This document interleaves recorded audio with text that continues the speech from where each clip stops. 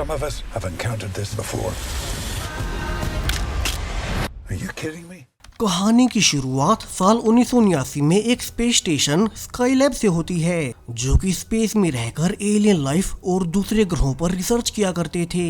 लेकिन एक दिन अचानक एक अनजान दुर्घटना के चलते पूरा स्पेस स्टेशन पृथ्वी पर क्रैश कर गया और नासा ये कभी नहीं पता कर पाई कि उस स्टेशन के नीचे गिरने का कारण क्या था, जबकि वहाँ की सारी रिसर्च धरती की अलग अलग जगहों पर जाकर स्पेस स्टेशन के साथ क्रैश हो गई। वहीं अभी किसी को नहीं पता कि ये रिसर्च आगे जाकर कितनी खतरनाक होने वाली है।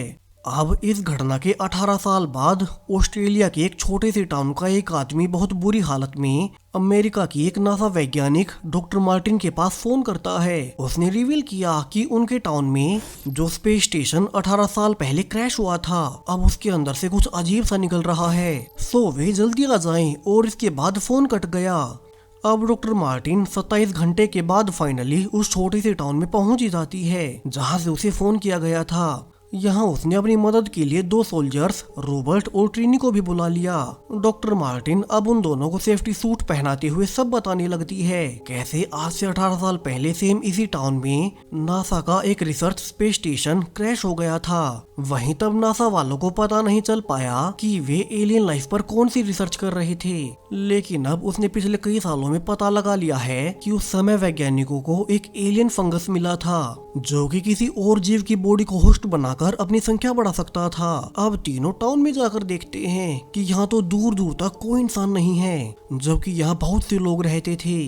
कुछ देर चलने पर उन्हें वहीं स्टेशन वाला टैंक भी मिल गया, जिसके बारे में मार्टिना को उस आदमी ने फोन पर बताया था। दरअसल इस टाउन में गिरे स्पेस स्टेशन के कुछ पार्ट्स इस टाउन के लोगों ने अपने पास रख लिए थे और वे इन्हें म्यूजियम के रूप में इस्तेमाल करते और इससे पैसे कमाते। लेकिन उन्होंने ध्यान नहीं दिया कि इन पार्ट्स में कोई एलियन लाइफ भी हो सकती है, जिसने समय के साथ खुद को पृथ्वी के वातावरण के अनुसार ढाल लिया और अब वो 18 साल बाद बाहर निकल चुका है। मार्टिना उस लीक हुए टैंक को देखती है जिसे वहीं एलियन फंगस अब जल्दी से मूव कर रहा था। वो तो अब एक झटके के साथ डॉक्टर मार्टिना के जूतों में भी घुस गया, जिसका वे ध्यान नहीं देते। तभी उन्होंने एक घर की छत पर जाकर देखा कि यहाँ तो टाउन के सभी लोग अपनी अपनी छतों पर जाकर पूरी तरह से डिसइंटीग्रेट हो चुके थे, यानी कि उन सब के शरीर फटे हुए थे, इसलिए उन्हें नीचे टाउन में कोई मिला नहीं था।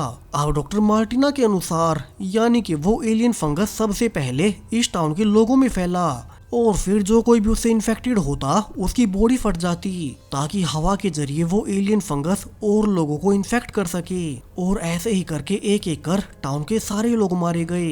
यानी कि अब सिचुएशन बहुत खतरनाक है। अगर ये एलियन फंगस इस टाउन से बाहर निकला तो पूरी दुनिया को निगल लेगा। सो उन्हें अभी बिना किसी देरी के इस टाउन पर न्यूक्लियर बॉम्ब गिरवाकर इस एलियन फंगस को यहीं खत्म करना होगा। लेकिन तभी जो एलियन फंगस पहले मार्टिना के जूतों में घुसा था, वो अब तक मूव करते हुए उसके कानों के जरिए ब्रेन तक पहुंच गया, जिससे मार्टिना जो कि धमाके से पहले सैंपल्स ले रही थी, उसे अब अजीब महसूस होने लगता है। तभी पीछे रॉबर्ट को शक हो गया कि कुछ तो गड़बड़ है, जबकि वो फंगस अब मार्टिना की पूरी बॉडी में फैलते हुए उसे होस्ट बना चुका था और उसके कंट्रोल में मार्टिना अब जल्दी से गाड़ी लेकर यहाँ से निकलने लगती है, ताकि ये फंगस उसकी बॉडी के सहारे बाहर की दुनिया में भी फैल जाए।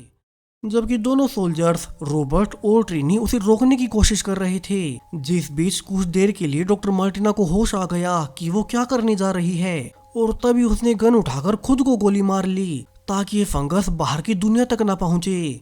इसके बाद तो अब जल्दी मिलिट्री आकर इस एलियन फंगस के छोटे से हिस्से को सैंपल के तौर पर अपने पास रख लेती है, ताकि वे फ्यूचर में इस पर एक्सपेरिमेंट्स कर अपने फायदे के लिए इस्तेमाल कर सकें। फिर उन्होंने इस पूरे टाउन को ही बॉम्ब से उड़ा दिया ताकि उस फंगस का नामो निशान तक मिट जाए। यानी कि अब उस एलियन फंगस के थोड़े से सैंपल्स अब सिर्फ मिलिट्री के पास एक सेफ बॉक्स में बंद हैं। इन्हें अमेरिका लाकर बहुत ज्यादा सिक्योरिटी के साथ एक लैब में रखा जाता है। ये लैब भी बहुत सेफ थी। इसे धरती से बहुत नीचे अंडरग्राउंड में बनाया गया ताकि कोई आम आदमी यहाँ तक पहुँच ना सके। और अगर ये एलियन फंगस गलती से लीक भी हो जाए तो मिलिट्री इसे अंडरग्राउंड भी समाप्त कर सकती है। इसके बाद तो आने वाले 15 सालों में इस फंगस पर बहुत से एक्सपेरिमेंट्स हुए, लेकिन जब वैज्ञानिक इससे कुछ खास फायदा नहीं उठा पाए तो इसे हमेशा के लिए इस अंडरग्राउंड लैब में सील कर दिया जाता है। वहीं कवर के लिए इस लैब के ऊपर एक सेल्फ स्टोरेज कंपनी खोल दी गई, यानी कि आम दुनिया में अब किसी को ये नहीं पता कि इस private private self storage company के नीचे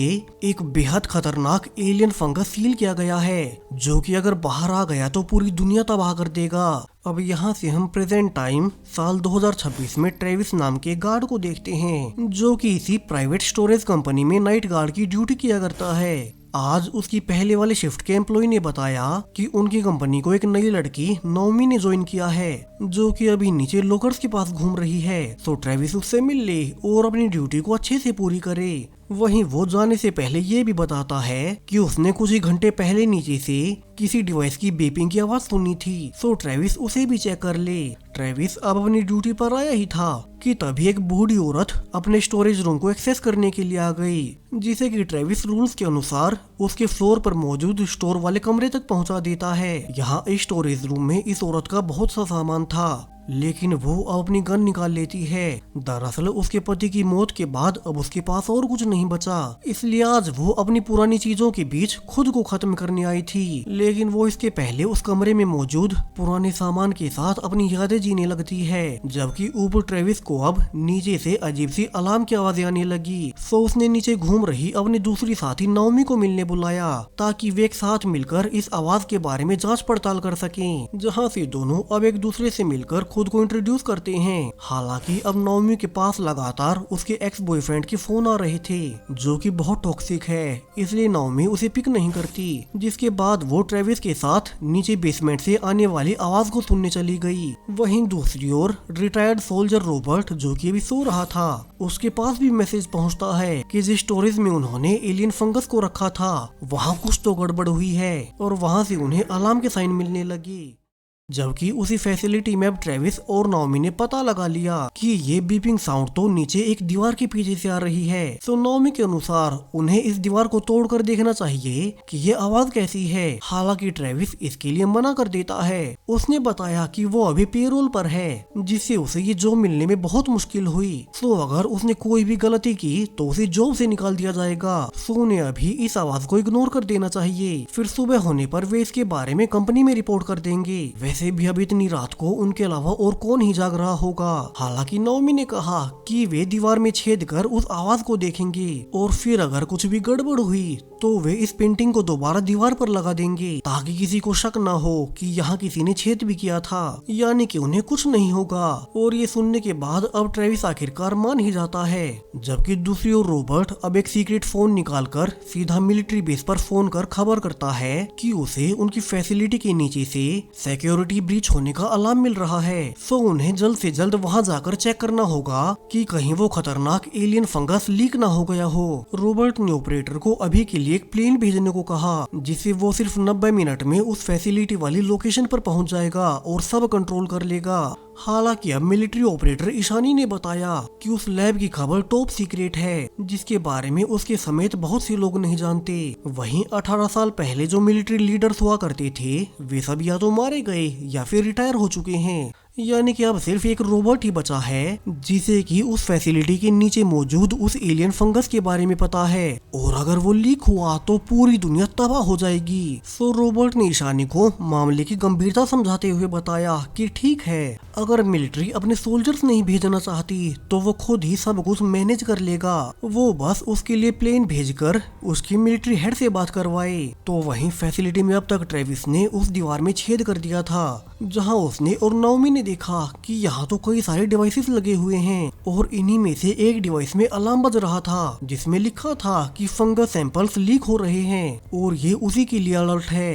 अब नोमी ने कहा कि ये सब तो उन्हें बताया ही नहीं गया कि इस फैसिलिटी के नीचे कोई लैब भी है और वहाँ कोई इतनी सीक्रेट और डेंजरस चीज कैद है, इसलिए यहाँ उसकी निगरानी के लिए इतने सारे डिवाइसेस लगाए गए हैं, तो उन्हें इसे देखना चाहिए। लेकिन ट्रेविस के अनुसार अगर ये अलार्म बज रहा है तो कोई बड़ा खतरा होगा, और उन्हें अभी इसके बारे में हायर अथॉरिटीज को इन्फॉर्म करना चाहिए। जबकि नोमी का मानना कुछ और ही था। उसके अनुसार सरकार कभी आम नागरिकों को सच नहीं बताती, इसलिए क्यों न पहले वे दोनों ही नीचे लैब में जाकर देखें कि वहाँ अंदर क्या है। फिर वे अथॉरिटीज को रिपोर्ट करेंगे। उन्हें नीचे लैब में जाने के लिए एक सीढ़ी के नीचे अंडरग्राउंड बनी लैब तक पहुंचना होगा, जो कि यहाँ मेन सरफेस से बहुत नीचे है। हालांकि ट्रेविस डर गया कि उन्हें तो पहले ये दीवार तोड़नी ही नहीं चाहिए थी, लेकिन अब जब उन्हें ये पता चल गया है कि इस फैसिलिटी के नीचे एक सीक्रेट लैब है और उसमें जो कुछ भी है अब वो लीक हो रहा है, तो उन्हें नीचे जाने की गलती नहीं करनी चाहिए। पहले भी वो इसी वजह से जब उसके कुछ दोस्तों ने कहा था कि वे एक स्टोर में चोरी करेंगे, तब वो ना नहीं कर पाया और उसे जेल जाना पड़ा था। अब बड़ी मुश्किल से वो पेरोल पर आकर अपनी लाइफ को ट्रैक पर ला रहा है, सो वो सेम गलती दोबारा नहीं कर सकता। हालांकि अब जब नाओमी अकेले ही नीचे जाने लगी तो ट्रेविस उसकी सेफ्टी के लिए उसका साथ देने को मान ही जाता है और दोनों एक साथ नीचे जाकर देखने लगे कि यहाँ आम जनता से क्या सिगरेट रखा जा रहा था और वो लीकेज कहाँ से हुई। रास्ते में दोनों ने देखा कि यहाँ तो कई सारे सेफ्टी सूट्स और बहुत सारे इंस्ट्रूमेंट्स रखे गए थे जिनसे वैज्ञानिक कोई बड़ी रिसर्च कर रहे होंगे। तभी उन्हें फर्श के नीचे एक बहुत बड़ी सीढ़ी नजर आती है और ये सीढ़ी जमीन में कई किलोमीटर नीचे तक जा रही थी, जबकि बाहर अब तक नाओमी का एक्स बॉयफ्रेंड माइक आ गया। उसने आज गुस्से में बहुत ड्रिंक कर रखी थी, साथ के साथ वो गन भी उठा लाया क्योंकि नाओमी अब उसे मिलना नहीं चाहती। माइक अब नाओमी को फोन कर वॉइस मैसेज छोड़ता है कि उसने गुस्से में चूंकि नाओमी उसका फोन नहीं उठा रही थी तो उसने अपनी पालतू बिल्ली को गोली मार दी है और वो उसे यहाँ उसकी फैसिलिटी के सामने फेंक कर जा रहा है। तभी अब माइक को कार के पीछे से आवाजें आने लगी और वो हैरान हो गया क्योंकि उनकी बिल्ली तो मर चुकी थी, तो अब उनकी कार के ट्रंक के अंदर से आवाज कहाँ से आएगी। उसने खोलकर देखा कि अब ना सिर्फ वो बिल्ली जीवित हो चुकी थी बल्कि वो तो अब उसी एलियन फंगस से इन्फेक्टेड भी हो गई, जिसका माइक को कुछ नहीं पता और वो कुछ भी सोच पाता इसके पहले ही अब वो इन्फेक्टेड बिल्ली पोल के ऊपर चढ़कर फट जाती है, जिसे उस एलियन फंगस के कण चारों ओर फैल गए और माइक भी उसी की चपेट में आ गया। जबकि फैसिलिटी में ट्रेविस और नाओमी अब तक फाइनली उस अंडरग्राउंड लैब तक पहुंच ही गए जहाँ की साइन लगे हुए थे कि आगे बहुत खतरा है। हालांकि दोनों अब भी पीछे नहीं हटते और उन्होंने अंदर जाकर देखा कि यहाँ तो वहीं बहुत सारे एलियन फंगस अपने आप मूव कर रहे थे और जैसा कि साफ था ये लाइफ फॉर्म पृथ्वी की नहीं हो सकती। इतना ही नहीं, इस एलियन फंगस ने नीचे कई सारे जीवों को इन्फेक्टेड कर दिया था और इसी वजह से इतने सालों तक यहाँ बंद रहने के बाद ये एलियन फंगस शायद से कुछ दिन पहले दीवार तोड़कर ऊपर लीक होने लगा और इसी लीकेज का आज दिन से ही वो अलार्म बज रहा था जिस पर पहले वाले गार्ड ने ध्यान नहीं दिया। ट्रेविस और नाओमी ये जानकर बहुत डर जाते हैं। वे जल्दी से अब उस एलियन फंगस वाले रूम को बंद कर वापस से ऊपर जाने लगे, जबकि ये फंगस तो ऑलरेडी ऊपर पहुंच चुका था। अब तक उस बिल्ली के फटने से वो माइक की बॉडी में भी एंटर कर गया, यानी कि माइक उसका होस्ट बन चुका है और वो इस एलियन फंगस के कंट्रोल में आकर और नॉर्मल लोगों को ढूंढेगा ताकि ये फंगस उनके भी शरीर का इस्तेमाल कर ज्यादा से ज्यादा फैल सके और अपने और ज्यादा होस्ट बना सके। माइक ने अब तक एक डियर को भी इन्फेक्टेड कर दिया और दोनों अब एक साथ मिलकर फैसिलिटी में लोगों को ढूंढने जाने लगते हैं। जबकि वहीं रिटायर्ड सोल्जर रॉबर्ट अब एक प्लेन में बैठकर यहीं आ रहा था। उसने रास्ते में मिलिट्री हेडक्वार्टर में फोन करके बताया कि कैसे 18 साल पहले उस फंगस मिशन वाले दिन उसके साथ एक और सोल्जर ट्रीनी मौजूद थी, तो वे उसे भी फैसिलिटी में हुई ब्रीच के बारे में इन्फॉर्म कर दें। यहाँ अब तक मिलिट्री के नए हेड ने रॉबर्ट से संपर्क कर लिया और उसने कहा कि उन्हें कभी इस फंगस के सैंपल को लाना ही नहीं चाहिए था। हालांकि उसे ये नहीं लगता कि वो फंगस डेंजरस हो सकता है। उसके अनुसार वो सब कुछ कॉन्स्पिरेसी थ्योरीज होती हैं। जबकि रॉबर्ट समझ गया कि अब मिलिट्री में कोई भी उस सिक्योरिटी ब्रीच को सीरियसली नहीं ले रहा। तभी उसके पास पहले वाली ऑपरेटर ईशानी का फोन आता है और उसने कहा कि बड़े ऑफिसर्स भले उसका भरोसा न करे मगर उसे भरोसा है, सो अब से रॉबर्ट को जो भी चाहिए वो प्लेन के लैंड होने तक उसे दिलवा देगी और उन्हें बस कैसे भी करके उस एलियन फंगस को लीक होने से रोकना है ताकि दुनिया बची रहे। जबकि फैसिलिटी में ट्रेविस और नाओमी अब तक ऊपर आ गए, तभी उन्होंने देखा कि एक डियर अजीब तरह से फैसिलिटी में घुस आई है और वो इधर उधर घूम रही है, जिससे नाओमी और ट्रेविस बहुत हैरान होते हैं क्योंकि उन्होंने तो अब तक इस फंगस का असर देखा ही नहीं था। तभी रिवील हुआ कि ये फंगस लीक कैसे हो गया। दरअसल ये एलियन फंगस पिछले कई सालों से दीवार के रास्ते बाहर निकलने की कोशिश कर रहा था मगर उसे कभी कोई जिंदा होस्ट नहीं मिला। लेकिन अनफॉर्चुनेटली कुछ ही घंटों पहले एक कॉकरोच इसके संपर्क में आ गया और कॉकरोचेस चूंकि हर जगह से बाहर निकल सकते हैं तो उसी के जरिए एलियन फंगस इस अंडरग्राउंड लैब से बाहर निकल गया। वो कुछ ही मिनट पहले एक ड्रेन से ऊपर निकलते हुए माइक की मरी हुई कैट तक पहुंच गया और अब कैट के जरिए वो न सिर्फ माइक बल्कि एक डियर तक को होस्ट बना चुका है। और यहाँ से इस एलियन फंगस का टारगेट ज्यादा से ज्यादा जीवों को ढूंढकर उन्हें अपना होस्ट बनाना है ताकि वो फैलते हुए पूरी पृथ्वी को अपने कब्जे में ले ले।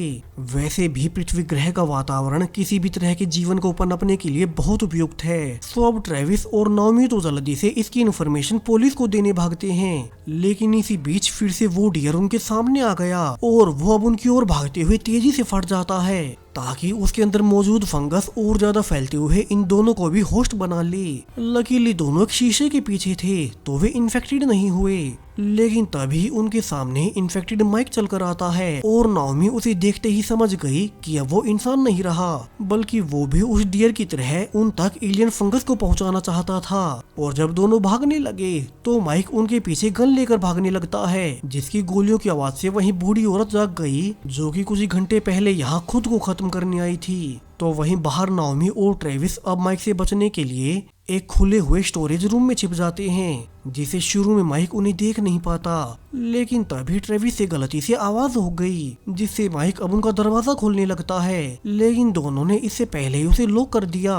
और यहाँ से वे अपने मोबाइल का इस्तेमाल कर पुलिस को फोन करने लगते हैं ताकि कोई उनकी मदद को आ जाए। तो वहीं दूसरी ओर रॉबर्ट का प्लेन अब तक यहाँ लैंड कर चुका था, जहां उसकी पुरानी साथी ट्रीनी उसे लेने के लिए पहले से रेडी थी। हालांकि अब वे सीधा फैसिलिटी जाने से पहले रास्ते में अपना सबसे बड़ा वेपन लेने जाते हैं, जिस वेपन से वे इस पूरे एलियन फंगस को हमेशा के लिए खत्म कर सकें। तभी रॉबर्ट के पास ईशानी का फोन आता है और उसने कहा कि अभी उनके पास फैसिलिटी के अंदर से वहाँ के 2 एम्प्लॉइज का फोन आ रहा है जो कि बहुत डरे हुए हैं, और वो उनका फोन रॉबर्ट के पास डाइवर्ट कर रॉबर्ट से उनकी बात करवा देती है। अब नाओमी ने सब बताया कैसे उन्हें एक अलार्म की आवाज सुनाई दी थी और उन्होंने नीचे जाकर देखा कि वहाँ तो कोई फंगस लीक हो रहा था, और इसके बाद तो ऊपर आने पर उनके सामने एक डियर भी फट गया, जबकि अब उसका एक्स बॉयफ्रेंड माइक इंसान नहीं बचा, वो उन्हें ढूंढ रहा है। सो रॉबर्ट अभी कंफर्म होने पर कि ये दोनों अभी तक इन्फेक्टेड नहीं हुए हैं, उसने कहा कि वो फैसिलिटी तक 40 मिनट में पहुंच जाएगा, फिर वे सब संभाल लेंगे। तो अभी वे इसके बारे में बाहर किसी को न बताएं, वरना तो बाहर क्योस फैल जाएगा। तब तक वे किसी तरह से खुद को इन्फेक्टेड होने से बचाने के लिए वहीं छुपे रहें और इस फंगस के इन्फेक्शन को बढ़ने ना दें। लेकिन उनकी बुरी किस्मत कि तभी बाहर एक बाइक गैंग आ गई जो कि अक्सर रात के टाइम ऐसे स्टोरेज रूम से चोरी किया करते थे। अब उन्हें फैसिलिटी के अंदर घुसते ही वो डियर फटा हुआ मिलता है, जिसे कोई भी समझ नहीं पाता क्योंकि एक तो यहाँ कोई गार्ड नहीं है, ऊपर से यहाँ सब कुछ बिखरा पड़ा था। फिर भी लीडर अपने लोगों से कहता है कि वे मार के स्टोरेज रूम से अपना सामान निकाल लें और 20 मिनट के अंदर लोड कर लें, तब तक वो इंतजार कर रहा है। तो वहीं दूसरी ओर रॉबर्ट और ट्रीनी फाइनली उस डिवाइस तक पहुंच ही जाते हैं जो कि उन्हें इस एलियन फंगस को खत्म करने में मदद करेगा। लेकिन तभी ट्रीनी का बेटा आ गया और वो गुस्सा हो जाता है क्योंकि उसकी माँ ट्रीनी अब रिटायर हो चुकी है, सो उन्हें ऐसे खतरों में नहीं पड़ना चाहिए। जिसके बाद रॉबर्ट अब उसे डिवाइस लेकर अकेला ही फैसिलिटी की ओर जाने लगता है, जबकि फैसिलिटी में ट्रेविस को पता लग गया कि यहाँ कुछ चोर घुस आए हैं। सो वो तो अभी बाहर जाकर उन्हें वार्निंग देना चाहता था कि वे अभी यहाँ से निकल जाएं, वरना तो अगर माइक ने उन्हें भी इन्फेक्टेड कर दिया फिर तो इस एलियन फंगस की फैलने की स्पीड और बढ़ जाएगी। हालांकि नाओमी ने कहा कि उसे ऐसा नहीं करना चाहिए, क्या पता ये लोग माइक के इन्फेक्ट करने से पहले ही यहाँ से निकल जाएं। उन्होंने उनके मुंह से 20 मिनट का समय सुना था। हालांकि ट्रेविस अब रिस्क नहीं लेना चाहता, उसे पता था कि अगर वो इन्फेक्टेड हुआ तो मारा जाएगा, लेकिन अभी तो वो सिर्फ खुद को बचाने के लिए इस खतरनाक एलियन फंगस को इस फैसिलिटी से निकलने देने का खतरा नहीं उठा सकता, वरना तो फिर उसके बाहर जाने के लिए कोई दुनिया ही नहीं बचेगी। जबकि बाहर जो चोर सामान चुरा रहे थे, इन्फेक्टेड माइक अब उन तक पहुंच ही जाता है। तभी नाओमी और ट्रेविस अब जल्दी से बाहर निकलकर कुछ चोरों को यहाँ से निकलने को कहने लगे, लेकिन अब इसके पहले ही पीछे से माइक आकर उन लोगों पर भी फंगस फेंक देता है, यानी कि वे भी अब जल्दी फंगस के कंट्रोल में आ जाएंगे। तब तक माइक ने उन्हें उसी स्टोरेज रूम में बंद कर दिया और फिर वो नाओमी और ट्रेविस का पीछा करने लगता है। हालांकि लकीली इसके पहले ही वहाँ बूढ़ी औरत आ गई और वो दोनों को बचाते हुए माइक को गोली मार देती है, जिसके बाद खुद माइक भी फट गया। जबकि मिलिट्री बेस से ईशानी अब रॉबर्ट को फोन कर अलर्ट करती है कि नाओमी ने उसके पास दोबारा फोन किया था। उसने बताया था कि उनकी फैसिलिटी में एक बहुत बड़ी बाइक गैंग घुस गई है, जो कि उस एलियन फंगस से बेखबर यहाँ चोरी करने आए हैं, जिससे अब उस फंगस के फैलने का खतरा और बढ़ चुका है। वहीं अब चूंकि वहाँ बारिश भी हो सकती है, तो रॉबर्ट ने कहा कि उन्हें जल्दी से कुछ करना होगा, वरना तो अगर ये एलियन फंगस पानी के कांटेक्ट में आ गया फिर तो ये और तेजी से फैल जाएगा। सो ईशानी अभी ही एक सैटेलाइट को उस फैसिलाइट पर ट्यून करे और उसे एरियल व्यू से बताती रहे कि फैसिलिटी में चल क्या रहा है। वो बॉडी हीट सिग्नल से भी बता सकती है कि वहाँ भी कितने इन्फेक्टेड लोग घूम रहे हैं, ताकि रॉबर्ट उन सबको एक एक कर खत्म कर सके। तो वहीं दूसरी ओर फैसिलिटी में ट्रेविस उस बूढ़ी औरत को पीछे के रास्ते से बाहर निकाल देता है, लेकिन तभी चोरों का लीडर आ गया और वो ट्रेविस पर गन पॉइंट कर देता है। जबकि ट्रेविस तो उसे समझाने की कोशिश कर रहा था कि उन्हें अभी यहाँ से निकलना होगा, यहाँ बहुत बड़ा खतरा है। लेकिन लीडर को लगा कि ये गार्ड उन्हें पागल बना रहा है। तभी उसे एक बंद रूम से अपने लोगों की चीखें सुनाई देती है। दरअसल इसके अंदर वही इन्फेक्टेड लोग थे और लीडर को लगा कि उसके गैंग मेंबर्स को इसी गार्ड ने लॉक किया है। तो वो ट्रेविस को शटर खोलने को कहता है। उसने तो ट्रेविस के मना करने के बाद गुस्से में उसके हाथ पर गोली भी मार दी। हालांकि वो गोली ट्रेविस को छूकर निकल गई और उसे ज्यादा चोट नहीं आती, लेकिन फिर भी ट्रेविस को अब ना चाहते हुए भी उस दरवाजे को खोलना ही पड़ेगा। लेकिन लकीली उसके पहले ही वहाँ नाओमी आ जाती है और वो लीडर और उसके साथी पर फोग फेंक उनका ध्यान भटकाती है, जबकि नीचे ट्रेविस ने अब तक उस गेट पर ताला लगा दिया था। फिर दोनों साथ मिलकर उनसे दूर भागने लगते हैं। लकीली दोनों सही समय पर फैसिलिटी के बाहर निकल गए। तभी उन्हें बाहर रॉबर्ट दिखाई देता है, जो कि यहाँ पर पहुँच ही गया। उसने अब दोनों से फैसिलिटी का सारा हाल लिया कि कैसे अंदर अब तक कई सारे गैंग मेंबर्स मौजूद हैं। सो रॉबर्ट अब नाओमी और ट्रेविस को अपना प्लान बताता है। उसने कहा कि वे दोनों सेफ्टी सूट्स पहन ले, जिसके बाद उन्हें उसके एक डिवाइस को फैसिलिटी के बेसमेंट में जाकर उसी लैब में लगाना होगा जहाँ ये सारे एक्सपेरिमेंट्स हुए थे। तभी ट्रेविस अब उस डिवाइस को देखकर समझ गया कि कोई नॉर्मल डिवाइस नहीं बल्कि एक न्यूक्लियर बॉम्ब है और इसके फटने से तो वे सब भी मारे जाएंगे। हालांकि रॉबर्ट के अनुसार चूंकि ये बॉम्ब धरती के कई किलोमीटर नीचे फटेगा तो इसका असर ज्यादा दूर तक नहीं होगा। वैसे भी अगर वो एलियन फंगस बाहर की दुनिया तक पहुंच गया तो कुछ नहीं बचने वाला। सो आज वे इस बॉम्ब के साथ इस एलियन फंगस को ही पूरी तरह से समाप्त कर देंगे। अब रॉबर्ट के प्लान के अनुसार वो ऊपर रहकर इन गैंग मेंबर से लड़ेगा और तब तक दोनों नीचे उस सीक्रेट लैब में जाकर इस बॉम्ब को एक्टिवेट कर दें। फिर उनके पास ऊपर आने तक और यहाँ से कई किलोमीटर दूर जाने के लिए 10 मिनट का समय होगा। तब तक रॉबर्ट यहाँ ऊपर सारे इन्फेक्टेड मेंबर्स को मार देगा और फिर दोनों एक साथ बम फटने से पहले सेफली निकल जाएंगे। जबकि अंदर अब तक गैंग लीडर ने उस दरवाजे को खोल दिया था, जिससे फाइनली अंदर से उसके इन्फेक्टेड मेंबर्स बाहर निकल गए और वे बाकी लोगों को भी इन्फेक्टेड करने लगे। जबकि अब तक ट्रेविस और नाओमी ने सेफ्टी सूट्स पहन लिए थे। फिर वे न्यूक्लियर बॉम्ब के साथ नीचे बेसमेंट में जाने लगे। तो वहीं रॉबर्ट यहाँ बाहर खड़ी सारी गाड़ियों को नष्ट करने लगता है, ताकि अगर कोई भी इन्फेक्टेड आदमी गलती से बच जाए तो बाहर ना निकल सके। तभी ऑपरेटर ईशानी उसे रेडियो पर बताती है कि कोई इन्फेक्टेड आदमी उसी की ओर आ रहा है। तो रॉबर्ट उसे मार देता है, लेकिन इसकी झड़प के बीच एक गोली उसे भी लग गई। ऊपर से उम्र ज्यादा होने से अब रॉबर्ट में वो पहले वाली फुर्ती नहीं रही। फिर भी वो गिरते ही सारे गैंग्स की बाइक पर फायरिंग करने लगता है। उसे कैसे भी करके अपना काम पूरा करना था ताकि वे चलने लायक न रहे। जबकि नीचे नाओमी और ट्रेविस चूंकि पहले भी इस लैब में आ चुके थे तो नीचे का सारा रास्ता पता होने से वे बहुत जल्दी उसी सीक्रेट लैब में पहुंच गए। लेकिन अब बॉम्ब को निकालते हुए उन्हें रियलाइज हुआ कि रॉबर्ट ने उन्हें धोखा दिया था। उसने तो ये न्यूक्लियर बॉम्ब ऑलरेडी ऊपर ही एक्टिवेट कर दिया ताकि ज्यादा समय न लगे।